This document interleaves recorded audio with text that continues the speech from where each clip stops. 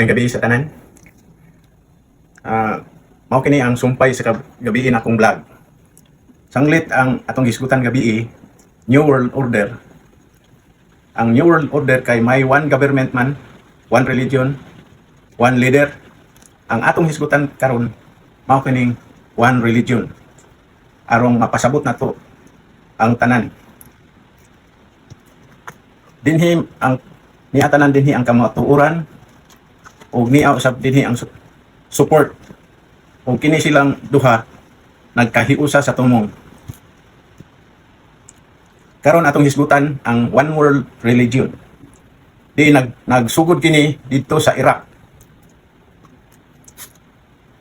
Ang one world religion nagsugod ni adtong panahon ni Nebuchadnezzar sa Iraq. Diin nagsugo ang hari nga kung kinsa man ang dili mohapa sa yuta ug musimba ni adtong larawan nga iyang gibuhat, inig patingog sa trumpita ug dili mohapa, ihagbong dito sa hudno nga nagdilaab nga kalayo. Mao kini ang atong hisgutan karon. Ni atong tuig nga nangabihag ang mga Israelita dito sa Iraq nga diin dito ang karaan nga Babylonia. Si Propeta Daniel nagtagna og 70 ka semana. Diin sa propesya ang isa ka semana nagkahulugan og 7 ka tuig. Sanglit nagtagna man siya og 70 ka semana. Kanang 70 ato nang i-multiply og 7 ug ang resulta ni ana mao ang manghitabo gikan sa panahon sa creation dito ni Adan ug ni Eva hangtod sa katumanan nga kanang God's plan for humanity mao ning 7,000 years. So sa iyang tagna nga 70 ka semana gikan ni atong pagtagna niya sa didto sila sa Iraq hangtod sa pagsaka ni Kristo adto sa langit, ang 69 ka semana ni ana nga gipanagna niya nahitabo na. Ang kulang na lang ni ana isa na lang ka semana. Kanang isa ka semana nagkahulugan og 7 years.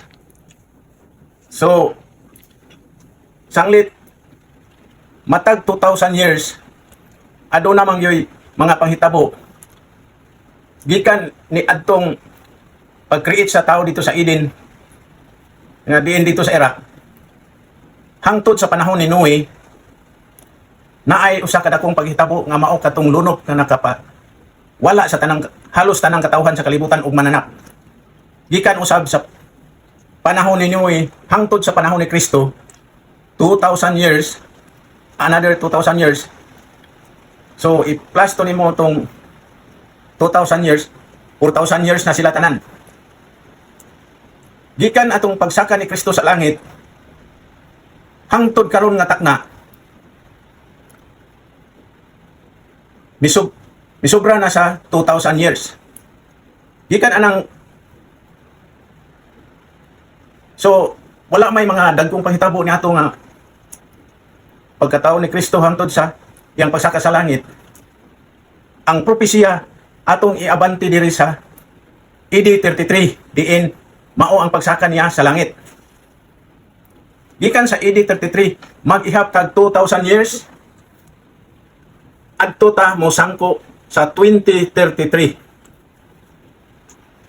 So ang tawag aning gikan pagsaka ni Kristo ngadto sa langit hangtod garon nga takna mao ni gitawag og Grace Age. Daghan ang tawag niini. Grace Age, that time, God's time.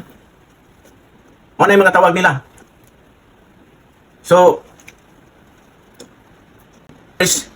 gikan sa AD 33 kung pagsaka ni Kristo sa langit hangtod diri sa 2033 atong ipasulod ang 7 years paatras.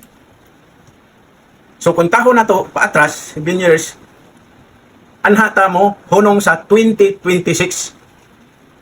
kining ako adili panghadlok kundili arong malamdagan ang tao kung asa natang dapita karon. Kining tuiga 2026 alam poon kini kay gikan sa gitawag og grace age, pag musira na ng grace age wala na'y panahon sa kaluwasan pa.